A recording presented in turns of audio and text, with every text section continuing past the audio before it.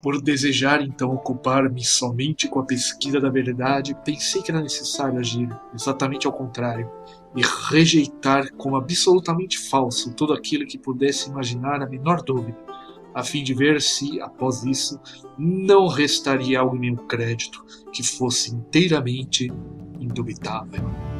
René Descartes, Discurso do Método.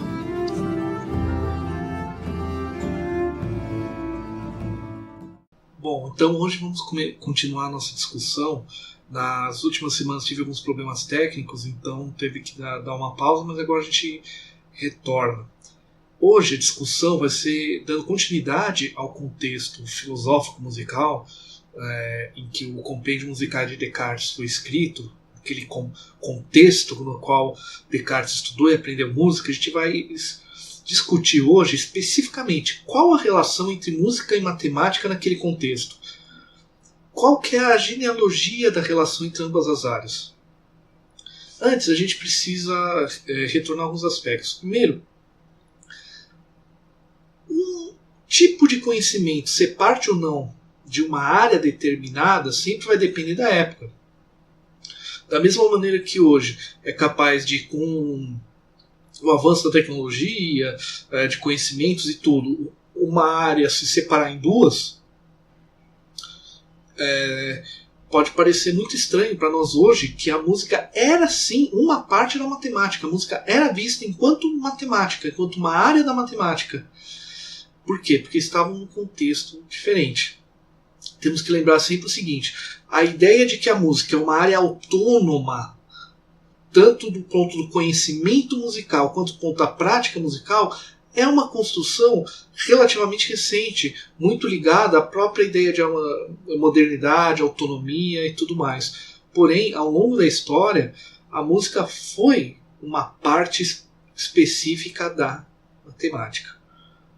Vamos então começar a discutir isso.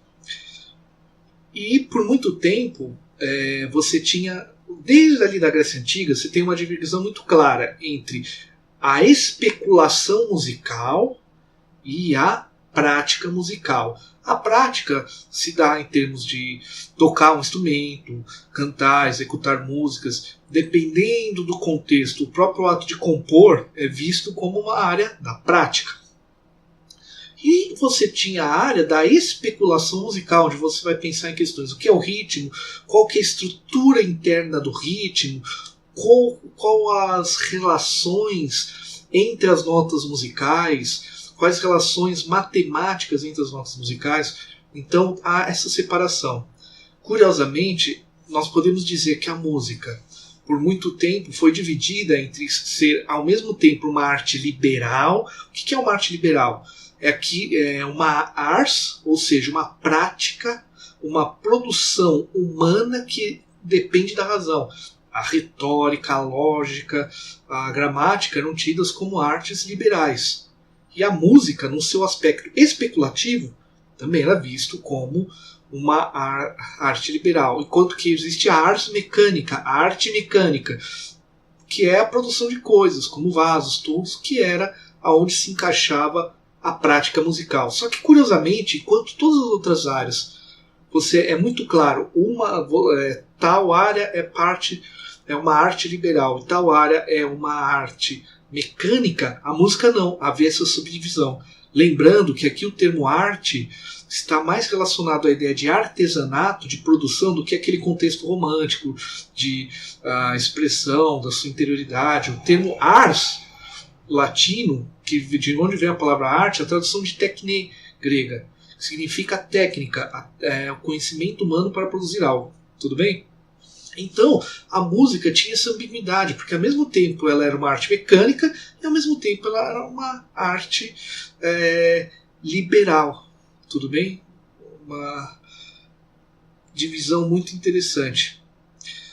No Renascimento, que é o contexto que o Descartes vai assimilar durante a sua formação, essa divisão ainda está presente. Tem um texto do Hendrik Flores Cohen que ajuda a comentar isso. Isso está na citação, no capítulo, na dissertação, os links estão logo aí abaixo, né?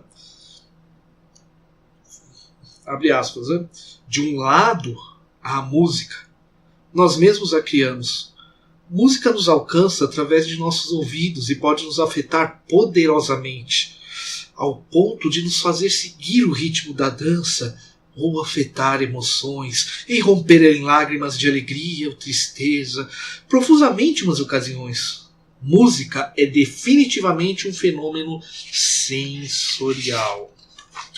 Do outro lado, há os números. Números são dados a nós. Nós não os criamos. Primeiro inventamos. Então reconhecemos e os manipulamos. Nós dependemos de nosso intelecto. Não é nada sensorial sobre os números enquanto coisas. Poucas coisas, portanto, aparentam ser mais opostas entre si do que música e número. E sim, eles são conectados e muito próximos. Em certo sentido, músicas são números. Cohen. Isso daqui é uma conferência que o professor Henry Flores Cohen ministrou e demonstra essa ambiguidade da música. Essa ambiguidade vai vencer por muito tempo. Agora, qual que é a origem dessa concepção? Como tudo no Ocidente, nós levantamos a Grécia Antiga. É importante destacar que na Grécia, tanto os conhecimentos matemáticos quanto outros conhecimentos, em termos do conteúdo das matérias, tem uma relação direta com seus contatos comerciais e uma assimilação, por exemplo, da matemática babilônica, da matemática egípcia e de conhecimentos egípcios, fenícios, babilônicos, persas em geral. Então havia todo esse contato. Mas qual que é a particularidade do modo grego de lidar com o conhecimento? Qual que é a particularidade do grego nesse caso? A particularidade do grego está no modo como ele entende os assuntos. A particularidade do grego não está no conteúdo, está na forma, na estrutura que ele coloca esse conhecimento. De uma maneira muito mais humana, apesar de ter aspectos místicos, sim, e religiosos, mas sempre é um aspecto extremamente humano, da maneira como os conhecimentos são colocados. Mas o seu conteúdo tem origem nos diversos contatos que os povos gregos tiveram com seus vizinhos, tudo bem? Bom, essa relação entre música e número vai começar lá na Grécia com os pitagóricos. Ah, então é com Pitágoras, aquele cara que fez o teorema de Pitágoras? Sim e não. É difícil nós falarmos com bastante rigor aquilo que foi feito especificamente por Pitágoras e aquilo que foi feito pelos seus discípulos. O que é trabalho dos seus discípulos, o que é trabalho da ordem pitagórica e o que é trabalho do indivíduo histórico Pitágoras de Samos. É muito complexo. Então a gente prefere falar em pitagóricos para ter uma melhor expressão histórica, digamos assim. Essa ideia de que há uma relação direta entre música e matemática vem do problema do temperamento, vem do problema da afinação. Então, como eu afino uma lira, né, aquele instrumento grego com suas cordas, algumas deduções foram de cunho matemático. Por exemplo, se eu tenho uma nota musical, Dó, e eu seguro a corda no meio, eu vou gerar uma oitava, quer dizer, um Dó agudo. Então, a relação entre uma nota e a sua oitava mais aguda é de metade, meio, 1/2. E por aí vai. Então, esses raciocínios em relação ao número foram feitos nessa experimentação de como determinar melhor, de como especificar melhor a afinação musical. Contudo, não é só isso. Os números para os pitagóricos, eles tinham um caráter ontológico. Tudo é número para os pitagóricos. Toda a estrutura do cosmos, do todo, o próprio termo cosmos, que significa ordem, que tem ideia de ordem, é uma proposição pitagórica, ou seja, o mundo no sentido de universo, é ordem, é cosmos. Então, essa relação entre música e número tornava uma relação direta entre música e o cosmos, como a gente comentou um pouquinho no episódio anterior. A partir do momento que os pitagóricos estabelecem essa relação, ela vai adentrar, influenciar Platão e diversos outros escritores ao longo da história. Vai ter umas refutações também, isso nunca houve exatamente pela maneira de colocar o conhecimento entre os gregos ser muito humano, o conflito de ideias é extremamente comum. E há uma questão muito interessante, antes da gente continuar, entre os pitagóricos, que é a seguinte. Havia um aspecto religioso do pitagorismo, uma certa influência do orfismo grego. Então, nesses rituais eram praticamente musicais. Então há uma relação do número enquanto processo místico de ligação com os seres divinos e tudo mais, os deuses, e ao mesmo tempo eu posso usar a matemática para pensar o número. Então, da mesma forma que, de uma certa forma, dizer que matemática, que músicas são números, é também dizer que todas as coisas são música. Quer dizer, se tudo no cosmos é organizado de maneira numericamente e matemáticas são números, então a matemática é a própria ordem cósmica e tudo mais. Esse raciocínio tem muita base pitagórica. Bom, mas continuando. Na Alta Idade Média, lembrando, a Idade Média é dividida em dois períodos. Primeiro vem a Alta Idade Média e a sua segunda fase é chamada de Baixa Idade Média.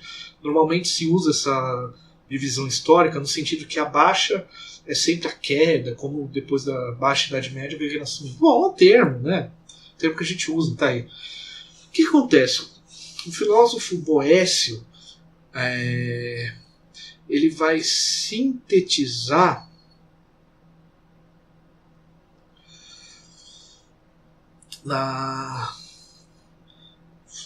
o filósofo Boécio ele vai escrever um livro chamado De Música. De Música é do Santo Agostinho.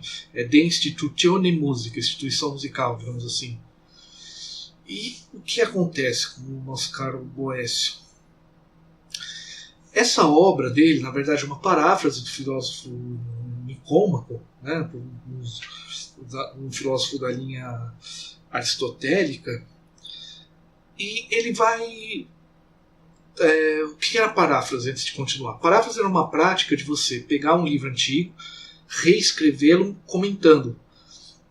No caso, os filósofos latinos faziam muito isso, pegavam um texto grego, não era um plágio. É que a maneira como chegou até nós deu a entender que era uma cópia, mas não.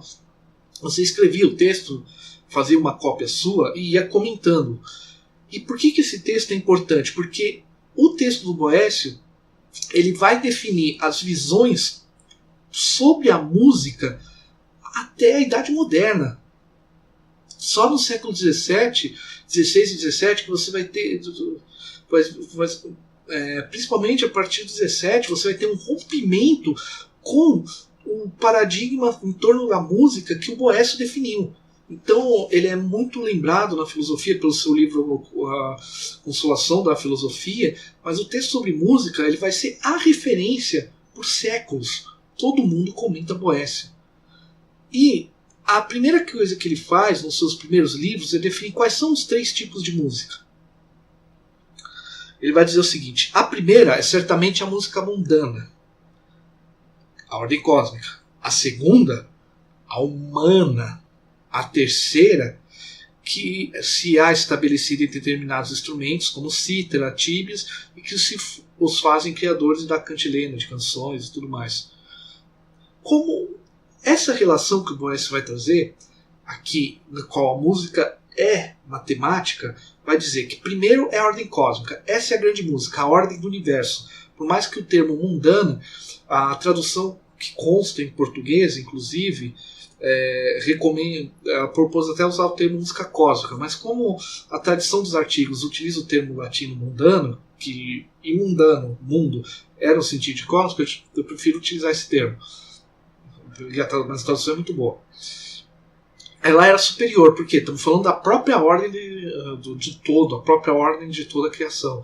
Segundo, é a música humana, que é a ordem, é o equilíbrio interno entre corpo e alma. E a terceira é a inferior, que é a música que nós produzimos. Porque nós somos inferiores à natureza, tem toda uma questão aí, toda uma visão de mundo inserido nessa concepção. Por mais que nessa concepção ele herde, por exemplo, essa diferença entre música teórica e prática, entre até algumas concepções platônicas, tudo, essa colocação vai ficar na história. Ela que vai definir a maneira de pensar a música por séculos e séculos, até onde o rompimento mesmo começa no 17. O Descartes é um dos primeiros a efetivamente romper uma certa radicalidade. Bom, se existem 3 tipos de música, existem, por consequência, 3 tipos de músico. O músico é aquele que pratica a música, aquele que estuda, pratica, etc. Quais são, então, os 3 tipos de músico para Boécio? O primeiro é o executante de instrumentos. Aqui, entendendo a voz como também um instrumento musical. Ele não utiliza a razão. Ele não se utiliza a razão. Por quê? Porque é um ato mecânico. Aí que vem o termo ars mecânica, arte mecânica. Para Boécio, então, é um músico que tocar não implica utilizar a razão. Já vamos comentar sobre isso. Depois, tem um segundo tipo, que é o compositor e poeta. Aquela noção de música ligada a texto, né? Que usa um pouco da razão. Esse trecho agora eu estou citando Boécio. Como por um certo instinto natural. Ou seja, tem um pouquinho de razão, mas ainda é um instinto natural. Lembrando que na herança grega a música está muito associada em Platão, da própria tradição grega, a uma ação das musas. O termo grego musiké tinha sentido de uma ação das musas. Então o compositor é alguém inspirado pelas musas, o divino que o leva a compor, e não a sua própria racionalidade. Isso é importantíssimo para entender a maneira como o pensamento está sendo colocado aqui. E agora, o último, que é o que analisa e especula sobre música. E esse, para Boécio, é o músico por excelência. Só para vocês, então vejam, 3 tipos de música: mundana, humana e a música que nós produzimos. 3 tipos de músico, né? O compositor, o instrumentista, o compositor, o poeta, e o músico por excelência, que é aquele que especula sobre música. Isso é extremamente platônico também, tem muita influência. Só para vocês terem uma ideia, eu vou ler aqui o trecho em Boécio. Assim, há 3 tipos de pessoas que estão envolvidas com a arte musical. Um tipo é o do que se apresenta um instrumento, outro compõe as canções e o terceiro avalia a performance dos instrumentos e as canções. Mas aqueles que se ocupam de instrumentos e aí consomem todo o seu esforço como citaristas, ou aqueles que provam suas habilidades no órgão ou outro instrumento musical, estão afastados do entendimento da ciência musical, porque agem como escravos, como foi dito. Nenhum deles chega à razão, mas estão totalmente afastados da especulação. Isso é muito interessante, porque aqui coloca-se claramente que a especulação musical é superior à prática musical. E isso vai ser, digamos, o paradigma, música como área da matemática. Então, quando a gente fala a música como área da matemática, eles estão falando da especulação musical sobre a música, da qual é um aspecto sensível da matemática, porque eu aplico a matemática sobre dados sensíveis, a qual é superior à composição musical. Dessa maneira, você tem essa concepção muito fechada de música, e certos compositores vão questionar tudo. Isso vai gerar todo um movimento. Curiosamente, ainda muitas pessoas que estudam música têm a diferença.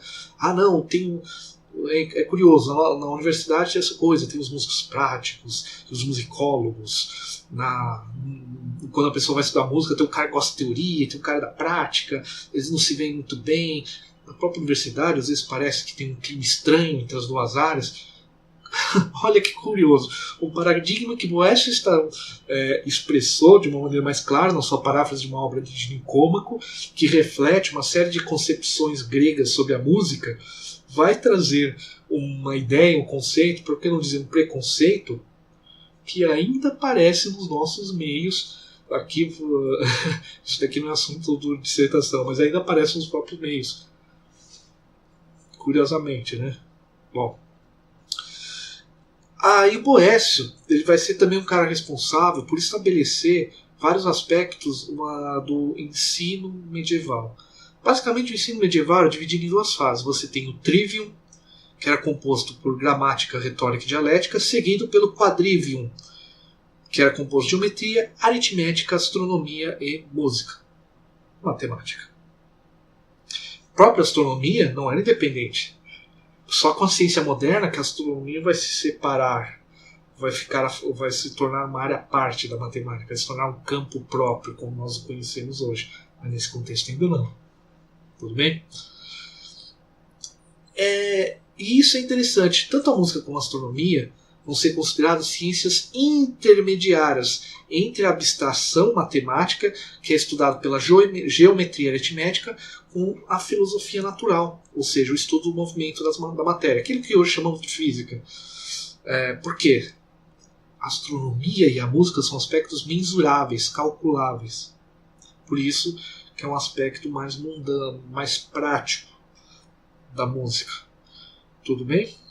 É claro que nesse caso é o aspecto teórico, né, que aqui é estudado. E essas são as chamadas artes liberais, que são superiores. E as práticas são naturalmente tidas como inferiores. Isso é um paradigma essencial para a gente pensar, entender qual que é o problema de falar da música como um campo. Porque veja, se uma parte é teoria, uma parte é prática, e ambas são áreas diferentes, eu posso muitas vezes propor no ensino somente um estudo teórico ou somente um estudo prático. Eu posso separar completamente esses anos. Coisa que nós vivenciamos ainda nos dias de hoje. Nós não superamos exatamente o paradigma boeciano. Bom, continuando. Então, no ensino, do ponto de vista do ensino, a música como arte mecânica, o seu aspecto prático, vai ser tido sim como inferior. Tem um autor, o Richer, que ele estuda o ensino durante a Idade Média. Ele tem um trecho muito interessante que ele fala o seguinte: depois da antiguidade tardia, pode-se distinguir claramente a música do canto. A primeira é a ciência musical, último ramo do quadrivium. A segunda é a música prática ensinada, como vimos, pelos mestres especializados. Mas entre a teoria e a prática, a linha de demarcação é imprecisa, se bem que vários professores devem lembrar da oposição entre música e canto. Ou seja, isso é problemático. Isso é problemático por causa do contexto que não, é problemático você separar a teoria de prática. Às vezes a prática vai para um caminho, o teórico tem que seguir. Isso vai gerar questões muito amplas durante toda a Idade Média. Tudo bem? Esse é o paradigma. É um paradigma paradoxal, porque você dividir uma área em duas artes diferentes, colocar em dois aspectos de artes diferentes, é algo que só ocorre com a música.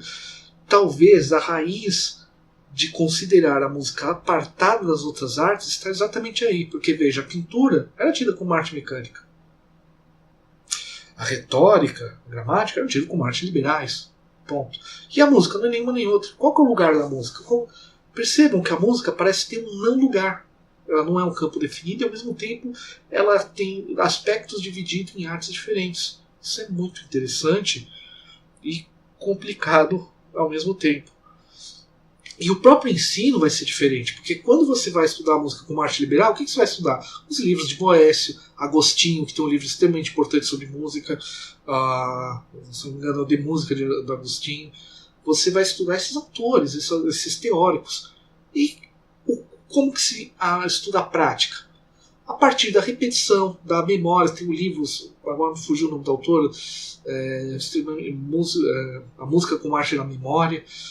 Você tem uma prática, você vai imitando e tudo mais. Então você aprende através dos mestres como eram nas outras artes. Mas você veja, são campos separados.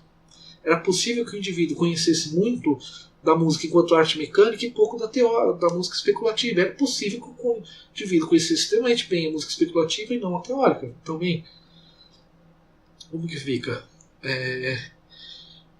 Isso é interessante. Na Renascença ainda essa divisão do ensino de Boécio, ela é a base ainda do ensino renascentista.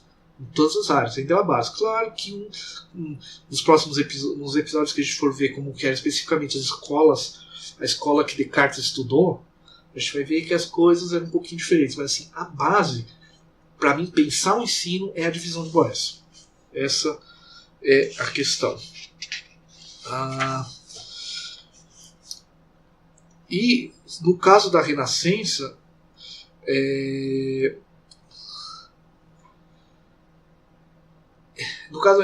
ocorre uma coisa interessante, né?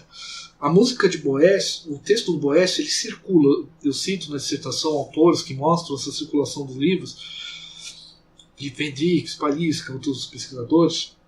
Mas o que é interessante, a obra de Boécio ela é lida sobre dois aspectos, tá?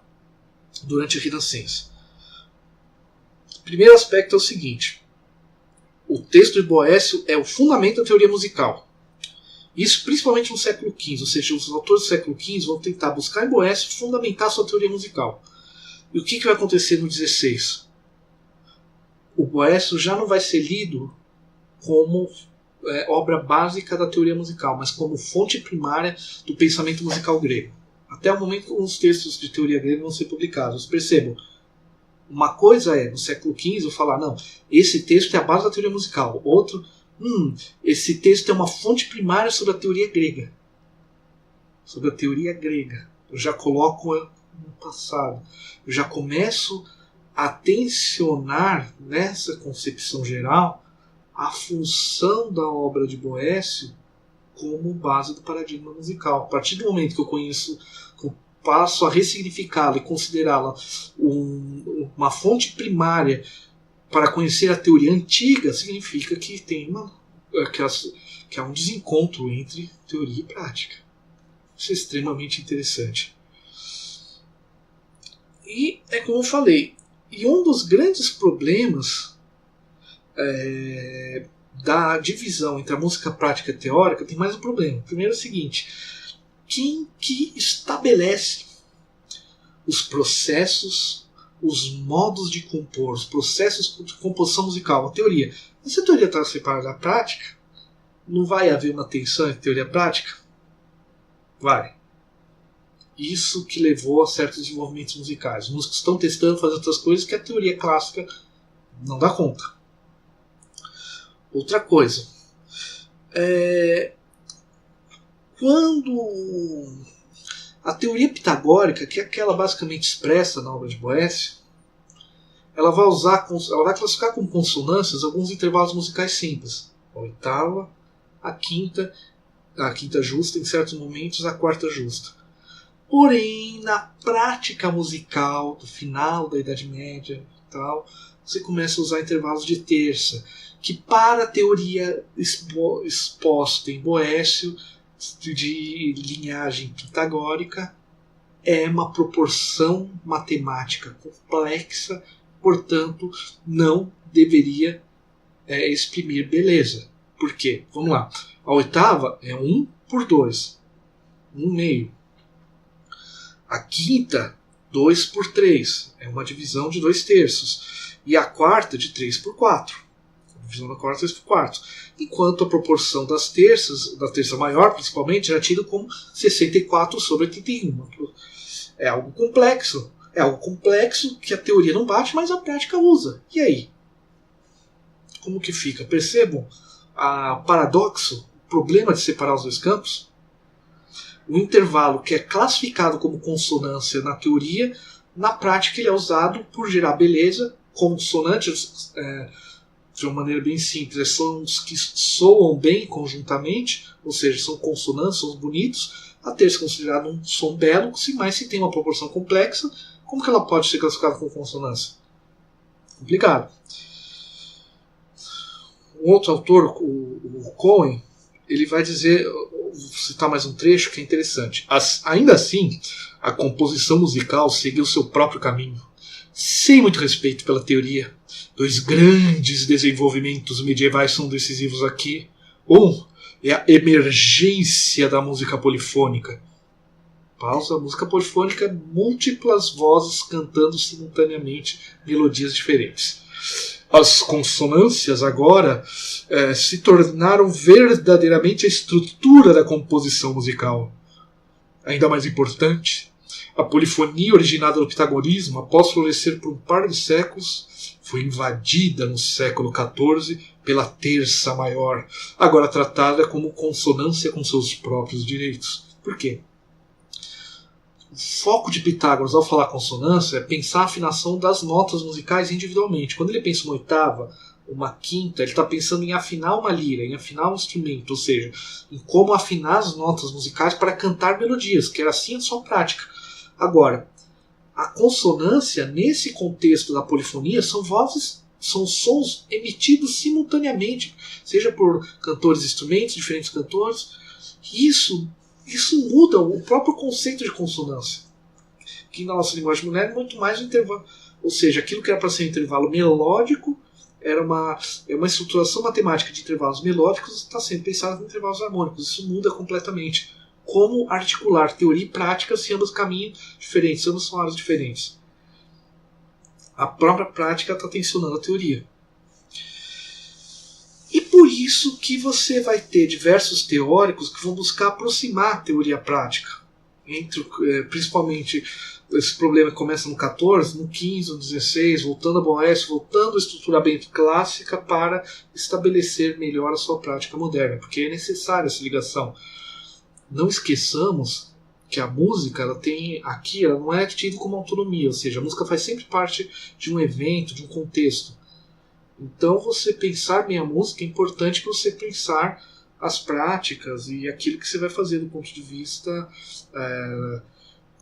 das práticas religiosas, por exemplo, das missas e tudo mais.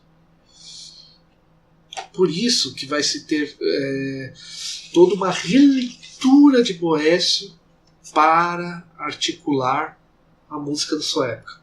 Alguns assimilando uma parte, negando outra, alguns buscando ver, não, mas aqui em tal trecho, isso a gente vai ver no próximo episódio, com mais clareza, eu vou falar os trechos de músicas que provavelmente influenciaram Descartes, vou explicar o porquê que provavelmente influenciaram Descartes e também como que eles lidam com essa tensão entre teoria e prática. Agora, no Renascimento, como você tem esse retorno à teoria grega, você tem uma prática que não cabe na teoria antiga. O Renascimento vai trazer essa teoria antiga, então você vai buscar formas de equacionar, seja argumentando sobre a mudança da significação de algum termo, buscando ali no próprio Boécio ver um extrato, uma base sólida para articular as práticas do seu tempo. Só que esse humanismo, ao trazer textos da antiguidade, vai trazer um outro cara que é o Aristóxeno de Tarento. Um cara do século 3 ou 4 a.C. Ele foi discípulo do Aristóteles, porém, qual que é a questão do Aristóxeno? Ele vai negar os pitagóricos. Ele vai negar e vai dizer que para afinar bem o instrumento é o ouvido, que a matemática é imprecisa, que as proposições pitagóricas estariam afastadas da realidade prática. E para Aristóteles, para pensar música, eu tenho que buscar um método mais empírico, uma empiria, e afastá-la da matemática, porque as especulações matemáticas funcionariam mais no papel do que na prática. Olha que interessante. Lembra que eu comentei no começo que já na Grécia Antiga já tinha gente questionando o Aristóteles? É isso que estamos vendo aqui. Porém, o Aristóteles não está só questionando o pitagorismo. Ele está questionando o fundamento da relação entre matemática e números. Quando se retoma isso na Renascença, vamos voltar aos textos antigos. Tinha esse cara que falava que matemática não vai haver reações a isso. Bom, vamos parar por aqui hoje. A gente dá continuidade nos próximos episódios. Qualquer dúvida, qualquer colocação, pode comentar. Se você estiver vendo pelo YouTube, colocar em comentários. Se está vendo pelo podcast, pode mandar ali pela página. Se está escutando pelo podcast, tem aqui o endereço do feed. Pode também entrar em contato comigo nas redes sociais. E o texto em si está aí disponível. Qualquer coisa é só falar. Até o próximo episódio, então.